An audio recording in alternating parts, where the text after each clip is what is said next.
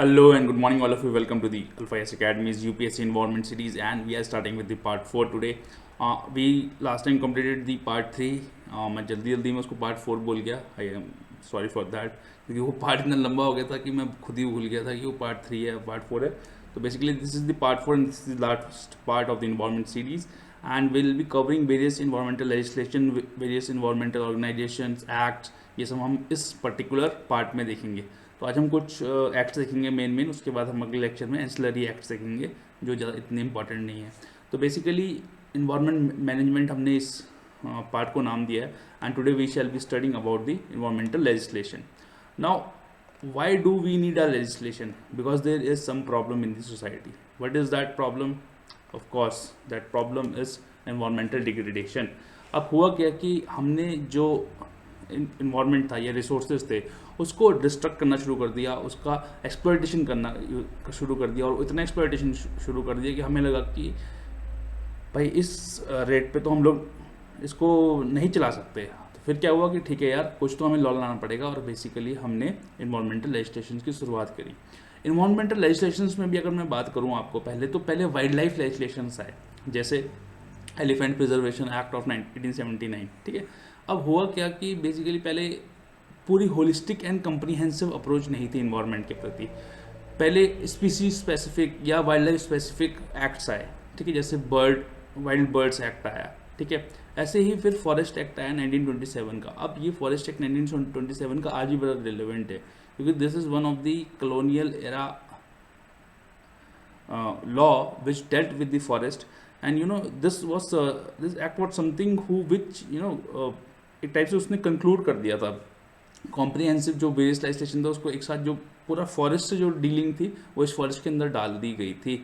In fact environment की जो शुरुआत हुई लेजिस्लेशंस की वो लगभग जब वाइल्ड प्रोटेक्शन एक्ट आया 1972 का, तब शुरू हुई.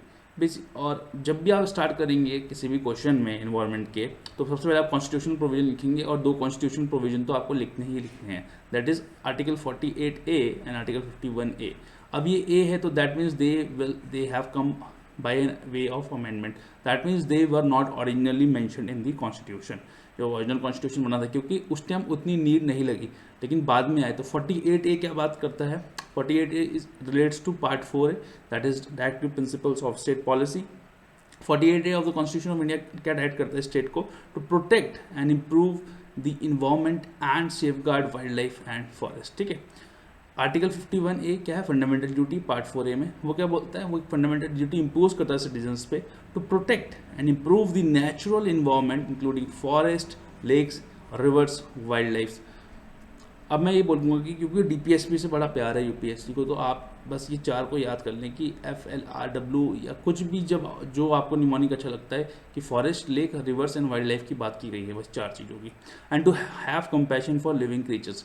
और बेसिकली जितने भी इन्वायरमेंट एक्ट थे वो क्यों बनाए गए थे? कि पहले उसके प्रति एक इंटरनेशनल अवेयरनेस आई, इंटरनेशनल कन्वेंशंस बने, उन कन्वेंशंस को हमने साइन किया, और आर्टिकल 253 जो ये बात करता है कि आप लेजिस्लेशंस बना सकते हैं to give effect to the international agreements and convention, उसके तहत हमने वेरियस इन्वायरमेंटल लॉज बनाए. हिस्ट्री की बात करूँ अगर मैं, तो सबसे पहले हमारे पास एक वाइल्ड बर्ड्स प्रोटेक्शन एक्ट आता था, जिसमें हम आपको पढ़ा भी चुके हैं पहले वेरियस, क्योंकि ये बड़ा टॉपिक है, लेकिन हमने सोचा कि आपको कॉम्प्रिहेंसिवली उसको एक साथ दोबारा पढ़ा देते हैं. तो ये आपको पहले भी देखेगा. वाइल्ड बर्ड्स प्रोटेक्शन एक्ट 1997 का है. Then wild birds and animal protection act 1912 का है. 1935 में इसको अमेंड किया गया था. तो बेसिकली इतना इंपॉर्टेंट नहीं है. In fact the department of environment जो था वो भी स्टैब्लिश 1980 में ही किया गया था, और जो मिनिस्ट्री बनी 1985 में, and that ministry was known as ministry of environment and forest. ठीक है. एंड आज के टाइम पे उस मिनिस्ट्री को ministry of environment, forest and climate change के नाम से जाना जाता है, जो वेरियस फंक्शंस करती है. अब तो वो वेरियस एक्ट्स को देखती है, परमिशंस को देखती है, वर्किंग को देखती है, एडमिनिस्ट्रेशन को देखती है. It sees all the enforcement of the environmental legislations. अब प्रॉब्लम हो क्यों रही थी इन्वायरमेंट में? पॉल्यूशन की वजह से. तो उन्होंने कहा भैया चलो पॉल्यूशन के लिए भी आप एक्ट्स बनाओ. तो सबसे पहले तो हम लोग लाए water prevention and control pollution act of 1974. ठीक है. एंड अमेंडमेंट एक्ट आया उसका 1988 में. अमेंडमेंट एक्ट में कुछ नहीं था, उसमें जो स्टेट पॉल्यूशन कंट्रोल बोर्ड होता है और CPCB होता है, उसको जो इंडस्ट्रियल प्लांट जो डिफॉल्ट करते थे प्रोविजंस को, उनको बंद करने की ताकत दे दी गई थी या पावर दे दी गई थी 1998 के अमेंडमेंट में. देखो बेसिकली 1974 का वाटर एक्ट है, ये याद रखना, डेट याद रखना। वाटर जो आपका सीपीसीबी बना, सेंट्रल पोल्यूशन कंट्रोल बोर्ड जो बना, सीपीसीबी जो बना आपका, वो वाटर एक्ट 1974 में बना, लेकिन उसको जो पावर्स वेस्ट की गई हैं वो एयर एक्ट 1981 में की गई है। ठीक है, ये याद रखिए, आगे आपको पढ़ाएंगे। ठीक है, तो बेसिकली वाटर एक्ट के अंदर SPCB that is state pollution control board के पास ज़्यादा पावर है।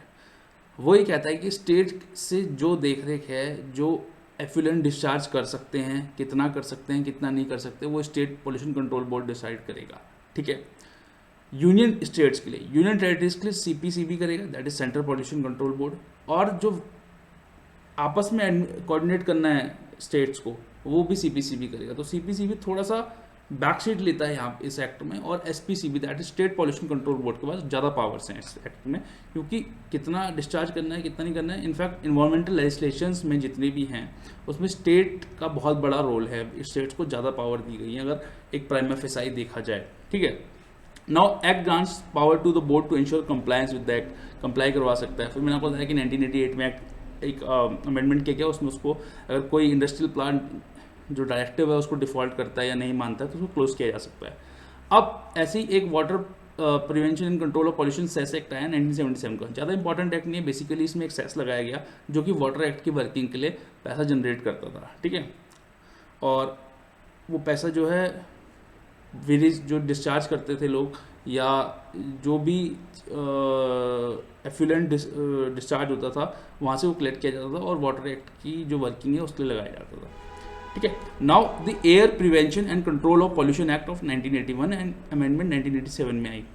Basically this was to implement the decision taken in the United Nation conference on the human environment, जो कि स्टॉकहोम में हुई थी 1972 में।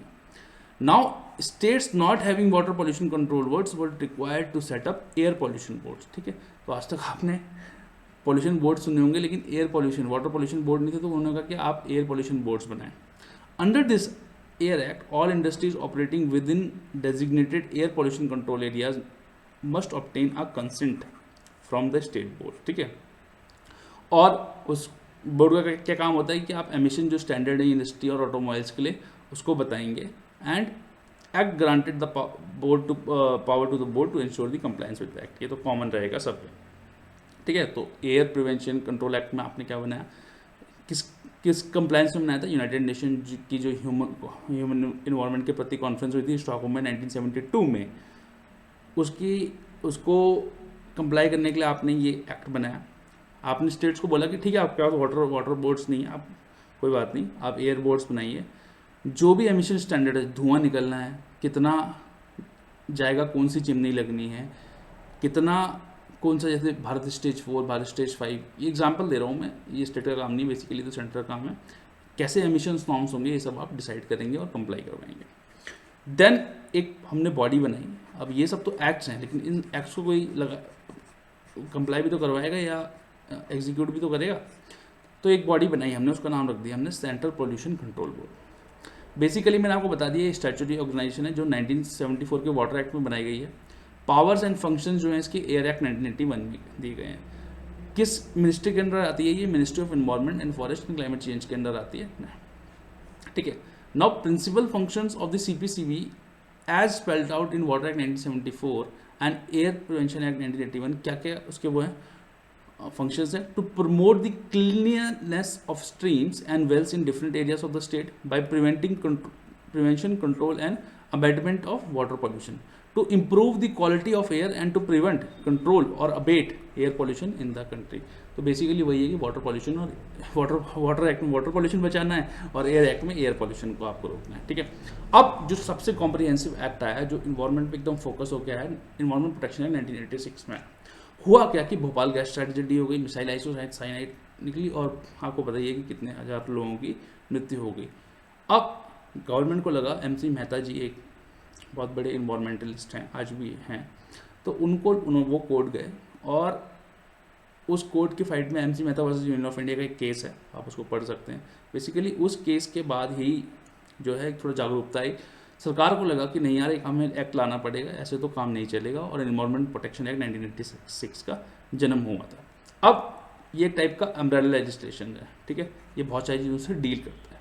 अब इसमें सेंट्रल गवर्नमेंट के पास ज़्यादा पावर है, याद रखिएगा। Now central government is empowered to plan and execute a nationwide program from prevention, control and abatement of environmental pollution, lay down standards for the quality of environment in its various aspects, lay down standards for emission or discharge of environmental pollutants from various sources, the restriction of areas in which any industries, operations or processes or class of industries, operations or processes shall not be carried out under the certain safeguard or can be carried out under a certain safeguards, ये cannot be carried out at all। तो ये सब देखिएगा कि क्या standards रखने हैं, emission के क्या स्टैंडर्ड्स होंगे, डिस्चार्ज के क्या स्टैंडर्ड्स होंगे, इन्वायरमेंट पॉल्यूटेंट्स के क्या स्टैंडर्ड्स होंगे, किस किस चीज़ों पर रिस्ट्रिक्शन रहेगी, किस चीज़ का आप यूज़ कर सकते हो लेकिन प्रॉपर सेफगार्ड्स के साथ कर सकते हो, ये सब जो है इन्वायरमेंट प्रोटेक्शन एक्ट से डील किया गया।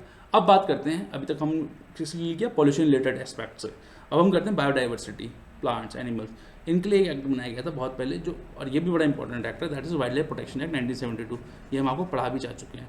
2003 एंड 2006 में इसमें अमेंडमेंट किया गया था, 2006 की अमेंडमेंट से ही NTCA बनाया गया था इसके अंदर, ठीक है। अब उसके बाद 2013 में भी एक अटेम्प्ट हुआ था लेकिन वो बिल ही रह गया, वो पास नहीं हुआ है। इनफैक्ट आज के टाइम पे 2021 में भी एक बिल पास किया गया है जिसमें कि पेनल्टीज़ बढ़ाने की बात की गई है, ठीक है, उसमें पेनल्टीज बढ़ाने की बात की गई है और वो बिल भी आज के टाइम पे पेंडिंग है। तो बेसिकली 2 ही अमेंडमेंट हुई हैं अभी तक, 2003 और 2006 में, ठीक है। इसके ऑब्जेक्टिव्स पढ़ लेते हैं जल्दी से। ऑब्जेक्टिव्स हैं इसके, to prevent the hunting of wild animals and various species of birds and punish the violators of rules of, जो भी वायलेट करता है रूल्स एंड रेगुलेशंस को। आपको प्रोटेक्ट करना है एंडेंजर्ड स्पीशीज़ को, आपको शेल्टर प्रोवाइड करना है, प्रोटेक्ट करना है wild flora and fauna, plants and animals को, आपको बैन करना है trade and commerce of certain protected species, preserve the diversity of flora and fauna of the country and to maintain a healthy ecological balance. 6 schedule हैं इसमें basically. Schedule 1 तो बहुत ज़्यादा strict है, ये एब्सोल्यूट प्रोटेक्शन देता है, तो उसमें जैसे बहुत ही क्रिटिकली एंडेंजर्ड जो एनिमल्स है उसमें डाल दिए जाते हैं, एंडेंजर्ड भी रहते हैं इसमें, तो ऐसा कोई बॉर्डर टाइट रूल नहीं है कि शेड्यूल 1 में सिर्फ क्रिटिकली एंडेंजर्ड एनिमल्स आएंगे, इसमें कोई भी एनिमल्स डाल सकते हैं। वो क्रिटिकली एंडेंजर्ड वो IUCN से रिलेटेड है, उसका इधर कुछ ज़्यादा लेना देना नहीं है, बट उस हाँ वहाँ मैक्सिमम आप ये देखोगे कि वहाँ जो स्पीशीज़ क्रिटिकल एंडेंजर्ड या एंडेंजर्ड है वो शेड्यूल 1 में ही पाई जाएंगे। एग्जाम्पल ले लेते हैं Bengal tiger, royal tail macaw, rhinoceros, GIB great Indian bustard, ऐसी बेसिकली बहुत सारे हैं। शेड्यूल 2 क्या है? शेड्यूल 2 में शेड्यूल 1 से कम प्रोटेक्शन है, प्रोटेक्शन अभी भी हाई है लेकिन प्रोहिबिशन है उनके ट्रेन पे। जैसे ढोले क्या होता है, एक टाइप का डॉग होता है, Bengal porcupine, king cobra, flying squirrel. Then schedule 3 and 4। Now जो शेड्यूल 3 और 4 क्या है कि जो स्पीशीज एंडेंजर्ड नहीं है, जो स्पीशीज एंडेंजर्ड नहीं है उनको शेड्यूल 3 एंड 4 में डाल दिया जाता है, हाइना, नीलगाय, मैगपाई, किंगफिशर्स, इस टाइप के, ठीक है। शेड्यूल 5 में वो एनिमल्स होते हैं जो वर्मिन डिक्लेयर कर दिए जाते हैं। देखो वर्मिन क्या होता है कि किसी भी एनिमल से अगर ये लगता है कि इससे कोई डिजीज फैल सकता है या ये प्लांट्स एंड फूड को डिस्ट्रॉय करता है, उसे वर्मिन डिक्लेयर कर देते हैं। जैसे आप हिमाचल जाएंगे तो वहाँ पे बंदरों का बड़ा प्रकोप है, अगर कोई शिमला गया होगा तो आप देखो कितने सारे मंकीज हैं, तो monkeys has been declared as vermin in Himachal Pradesh. ऐसे स्टेट टू स्टेट बेसिकली जो है वेरी करते हैं, और इसका एग्जाम्पल और क्या है, common crows, fruit bats, rats, mice, ठीक है। अब ऐसा भी नहीं होता कि किसी की 400 पॉपुलेशन बची है लेकिन वो नुकसान कर रहा है तो उसे हम मार दें। तो बहुत सारी चीज़ें वर्मिन डिक्लेयर करते हुए शेड्यूल 5 के अंदर देखी जाती हैं।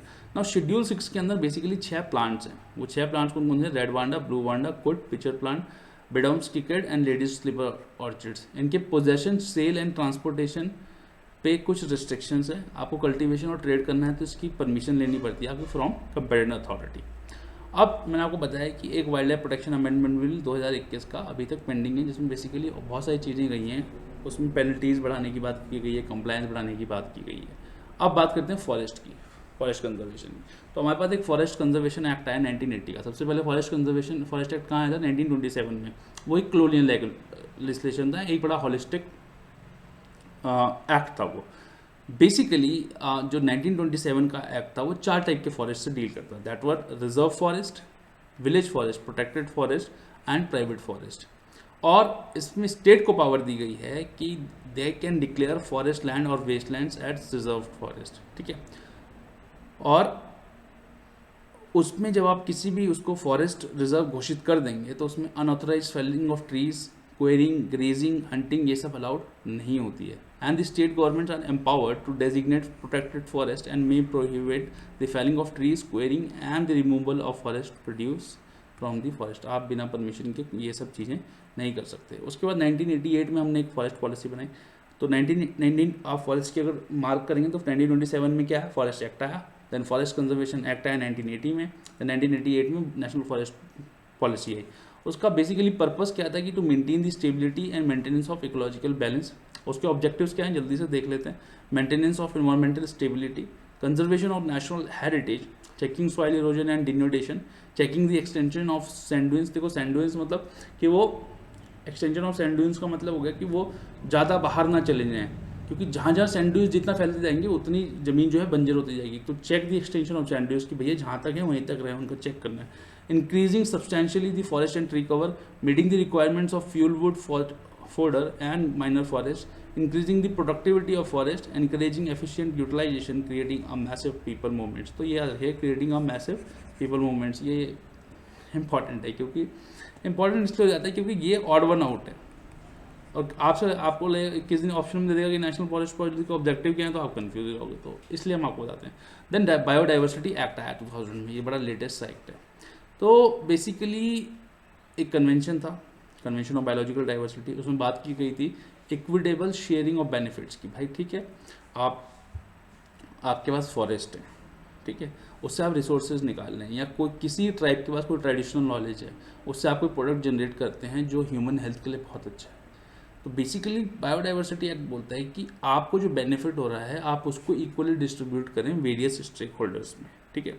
दो उसके मेन ऑब्जेक्टिव है कि आप सबसे ज़्यादा जो मेन ऑब्जेक्टिव है ये पहला तो यही है कि आप जो बायोलॉजिकल रिसोर्सेज हैं वो प्रिजर्व एंड कंजर्व करें।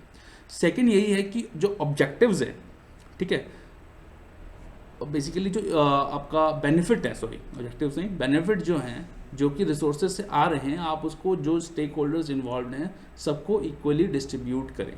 तो इसके अंडर भी 3 अथॉरिटीज़ बनाई जाती हैं। नेशनल बायोडाइवर्सिटी अथॉरिटी जो कि नेशनल लेवल पे बनाई जाती है, स्टेट बायोडाइवर्सिटी बोर्ड्स बनाए जाते हैं, नॉट अथॉरिटी, बोर्ड्स बनाए जाते हैं at state level, and biodiversity management committee है डिस्ट्रिक्ट लेवल और लोकल बॉडीज़। अब नेशनल बायोडाइवर्सिटी अथॉरिटी की परमिशन के बिना आप कुछ काम हैं जो नहीं कर सकते। जैसे कोई भी बायोलॉजिकल रिसोर्स है, आपको उसकी रिसर्च करनी है, उसका कमर्शियल यूटिलाइजेशन करना है, तो आपको एनबीए की परमिशन की ज़रूरत है। आपने कोई इन्फॉर्मेशन उससे ऑब्टेन कर ली और उसको आपको ट्रांसफ़र करना है, वो इन्फॉर्मेशन अगर आपने इंडिया में ऑब्टेन की है तो भी आपको एनबीए की परमिशन लेनी है। आपको जो इंटेलेक्चुअल प्रॉपर्टी राइट्स हैं उन प्रोडक्ट्स के प्रति, उसको ट्रांसफ़र करना है या कुछ करना है तो भी आपको एनबीए की अथॉरिटी की ज़रूरत है या परमिशन की ज़रूरत है, ठीक है। ऑल्सो इस एक्ट्स में जो है special fund and separate budget provide किया गया है इस इन एजेंसीज को या authorities को to carry out the research. Also, it shall supervise any use of biological resources and the sustainable use of them, and shall take control over the financial investment, their return and dispose of those capital as correct, ठीक है। तो basically clear करना ये सब जो CBD में जो चीज़ें थी, जैसे ये equitable sharing of benefits, IT targets हैं, तो उन टारगेट्स उनको टारगेट्स को देखना, ये सब बायोडाइवर्सिटी एक्ट के अंडर ही किया जाता है। Now, under this Act, the central government, in consultation with the National Biodiversity Authority, shall notify threatened species and prohibit or regulate their collection, rehabilitation and conservation। तो ये सेंट्रल गवर्नमेंट के पास power है threatened species के trade को prohibit करने की, उनकी कलेक्शन, रिहेबिलिटेशन, कंजर्वेशन को प्रोटेक्ट करने की। Now and designate institution as repositories for different categories of biological resources, कि भाई देखो जो भी प्लांट की इंफॉर्मेशन देगा वो आपका बोटानिकल मैं भूल गया, हाँ but botanical survey of India देगा। ऐसे ही जो प्लांट्स की जो इन्फॉर्मेशन होगी या जो पूरे उसका ताम झाम जो देख रेख होगा या जो भी इंफॉर्मेशन रिकॉर्डेड होगी वो ऑथेंटिक कहाँ से मानी जाएगी, जब वो जियोलॉजिकल सर्वे ऑफ इंडिया से आएगी। तो बेसिकली वो डिफरेंट चीज़ों के लिए डिफरेंट इंस्टीट्यूशंस को different repository for different biological resources designate कर सकता है, ठीक है। अब इस एक्ट के अंदर जितने भी ऑफेंसेज हैं वो कॉग्निजेबल है, नॉन बेलेबल है, याद रखिएगा।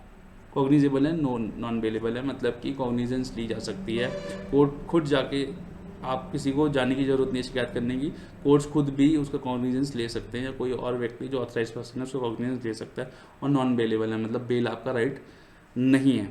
अब आपको कोई भी दिक्कत होती है, आपको नेशनल बायोडाइवर्सिटी या स्टेट बायोडाइवर्सिटी एक्ट ने कोई ऑर्डर पास कर दिया, तो आप उस ऑर्डर के खिलाफ कहाँ जाएंगे, नेशनल ग्रीन ट्राइब्यूनल में, एनजीटी, जिसकी प्रिंसिपल बेंच कहाँ है, दिल्ली में है, और उसकी वेरी सेंसिटरी बेंच भी है, आगे हम आपको पढ़ाएंगे जब वहाँ के लेक्चर्स आएंगे। देन 2006 में एक बड़ा इंपॉर्टेंट एक्ट आया, फॉरेस्ट एक्ट साइज को शॉर्ट में बोलते हैं, and scheduled tribes and other traditional forest dwellers recognition of forest rights act 2006। इसमें बेसिकली हुआ क्या था कि 2006 तक जो लोग आपके फॉरेस्ट में रहते थे, वो जो थे उनके पास, उनसे बहुत सारी जो राइट्स थी वो छीन ली गई थी। बेसिकली ये देखा गया कि जो उनकी लाइवलीहुड है या जो उनका सस्टेनेंस है, जो उनका डिपेंडेंस है, वो उस पर्टिकुलर फॉरेस्ट पे, जो उससे वो शहद निकाल लेते हैं, नीचे जो लकड़ियाँ पड़ी होती हैं उससे वो फायरवुड का इस्तेमाल करते हैं। बट आपने क्या वेरियस एक्ट निकाले, फॉरेस्ट एक्ट्स निकाले, जिसमें कि आपने ये सब चीज़ बंद कर दिया। आपने कहा कि आप कलेक्ट भी नहीं करोगे, कोई नीचे गिरा होगा वो भी नहीं करोगे, आप जो पशु हैं उसके लिए पेड़ पत्ते भी नहीं काटोगे। तो क्या हुआ कि देखा गया कि नहीं यार, इसको तो चेंज करना ही पड़ेगा। तो इसलिए उनकी, क्योंकि उनकी राइट्स थी, वो इतने सालों से वहाँ रह रहे थे, ठीक है, तो बेसिकली उनकी राइट्स को एक्नॉलेज किया गया इस पर्टिकुलर एक्ट में। तो बेसिकली 4 टाइप की राइट्स थी वैसे तो, लेकिन उसको डिवाइड किया गया था। एक तो आपकी इंडिविजुअल राइट्स, कुछ आपकी इंडिविजुअल राइट्स थी, और कुछ कम्युनिटी राइट्स थी, ठीक है। अब इसकी जो ओवरऑल इम्प्लीमेंटेशन देखता है मिनिस्ट्री ऑफ ट्राइबल अफेयर्स देखता है, मिनिस्ट्री ऑफ इन्वायरमेंट नहीं देखता, याद रखिएगा। This act is applicable for tribal and other traditional forest dwelling communities. The Act recognize and vest the forest rights and occupation in forest land in forest dwelling scheduled tribes and adult traditional forest dwellers who have been residing in such forest for generation. The Act also establishes the responsibilities and authority for sustainable use, conservation of biodiversity and maintenance of ecological balance of in दोनों communities, that is FDST and OTFD. That FDST stands for Forest Land forest dwelling scheduled tribes, and OTFD for other traditional forest dweller. इन सबकी basically इन सबकी जो rights थी, livelihood and food security को, उसको वो देखता था। अब इसमें जो है माइनर फॉरेस्ट प्रोड्यूस को डिफाइन किया गया, याद रखिएगा। ये एक्ट इंपॉर्टेंट इसलिए क्योंकि इसमें एक बार घुस के 2017 में या 16 में क्वेश्चन पूछा था इससे, और ये माइनर फॉरेस्ट प्रोड्यूस ही पूछा था। तो इसलिए हम आपको सोच रहे हैं कि इसको बड़ा थोड़ा सा डीप में हम चले गए हैं। तो माइनर फॉरेस्ट प्रोड्यूस को इसमें डिफाइन किया गया है। It includes all the non timber forest produce of plant origin including bamboo, brushwood, stumps, cane, crusher, cocoons, honey wax, lac, tendu and kendu leaves, medicinal plants and herbs, roots, tubers and the like, ठीक है। और ये याद रखिए, ये question तो पूछ चुके, अगली बार जो क्वेश्चन पूछेगा वो मैं आपको बताता हूँ। इसमें जो राइट्स हैं वो हेरिटेबल है, मतलब मान लिए मेरे पिताजी के पास कोई राइट्स थी तो उनकी जो राइट्स थी वो मेरे पास आ जाएंगी, बट एलिएनेबल एंड ट्रांसफरेबल नहीं है। मेरे पिताजी किसी और को वो राइट्स ट्रांसफ़र नहीं कर सकते, या मेरे दादाजी उस राइट्स को किसी और को ट्रांसफ़र नहीं कर सकते। वो राइट्स जो हैं मेरे दादाजी से मेरे पिताजी पे आएंगी, मेरे पिताजी से मेरे पे आएंगी, और मेरे भी कैसे आएंगी, अगर मैं मैरिड हूँ तो वो उसमें जो नाम रिकॉर्ड होगा वो हस्बैंड एंड वाइफ दोनों का होगा, स्पाउस का दोनों का होगा, ठीक है। एंड इसमें जो पावर है ग्राम सभा की वो बहुत ज़्यादा है, क्योंकि ग्राम सभा ही वो एंटिटी है जो इनिशिएट करती है और जो डिफाइन करती है कि हाँ भाई इनके जो राइट्स हैं ये यहाँ तक सीमित हैं, इनके जो राइट्स हैं ये यहाँ तक सीमित हैं। और बेसिकली इस एक्ट में जो राइट्स रिकग्नाइज किए जाते हैं वो एग्जिस्टिंग लैंड पे, जिस पे आप ऑलरेडी प्रैक्टिस कर रहे हो या कल्टीवेशन प्रैक्टिस कर रहे हो या यूज़ कर रहे हो, उसी पे आपको राइट्स दी जाएंगे। मैक्सिमम ऑफ 4 हेक्टेयर्स इसमें सीलिंग है, और नई लैंड आपको नहीं दी जाएगी, ठीक है। और ये जो राइट्स, इसमें जो राइट्स हैं बेसिकली 4 टाइप के राइट्स हैं। एक तो टाइटल राइट्स। टाइटल राइट्स क्या होती हैं, आपका नाम आपके नाम पे रहेंगी, आपका जो ओनरशिप है वो आपकी है, मैक्सिमम 4 हेक्टेयर्स की रह सकती है, और न्यू लैंड्स ग्रैंड नहीं होते। देन यूज राइट्स, मतलब कि आप जो माइनर फॉरेस्ट प्रोड्यूस है, आपको अगर अपने जो लाइफ स्टॉक है, जो भैंस है, बैल है, गाय हैं और बकरी है, इनको चराना है तो आप उसको ग्रेजिंग करवा सकते हैं, पास्टल एक्टिविटीज़ ले सकते हैं, ठीक है। Then relief and development rights, मतलब कि अगर हो सकता है कि आपका इलीगल एविक्शन हो गया हो या फोर्स डिस्प्लेसमेंट हो रहा हो, तो आपको राइट टू रिहेबिलिटेशन है कि आपको सही से रिहेबिलिटेट किया जाए। एंड आपके पास फिर एक फॉरेस्ट मैनेजमेंट राइट्स है, includes the right to protect, regenerate or conserve or manage any community forest resources which they have been traditionally protecting and conserving the sustainable use। तो बेसिकली हमने 8 acts देखे जो कि इंपॉर्टेंट है। ये जो act है ये पूछा भी जा चुका है और ये इंपॉर्टेंट है, तो आप इसमें याद रखिएगा कि जो राइट्स हैं वो हेरिटेबल है लेकिन इलीलेबल एंड ट्रांसफरेबल नहीं है। 4 टाइप की राइट्स हैं। टाइटल राइट्स की उसका नाम आएगा ओनरशिप राइट। यूज राइट्स क्या माइनस फॉरेस्ट प्रोड्यूस के लिए उसको यूज़ कर सकते हैं। रिलीफ एंड डेवलपमेंट राइट जिसमें कि अगर आपको फोर्स्ड एविक्शन है या रिहेबिलिटेशन आपको, तो आपको जो राइट ऑफ रिहेबिलिटेशन है वो दिया जाएगा। एंड फॉरेस्ट मैनेजमेंट राइट्स की आप जो है रीजनरेट कर सकते हैं, कंजर्व कर सकते हैं। अगर आप कोई भी फॉरेस्ट रिसोर्स को as a community forest resource conserve करते हैं तो ये एक टाइप की कम्युनिटी राइट है। तो that was all for today. Thank you very much and have a nice day. Keep smiling, take care and keep healthy. Bye bye.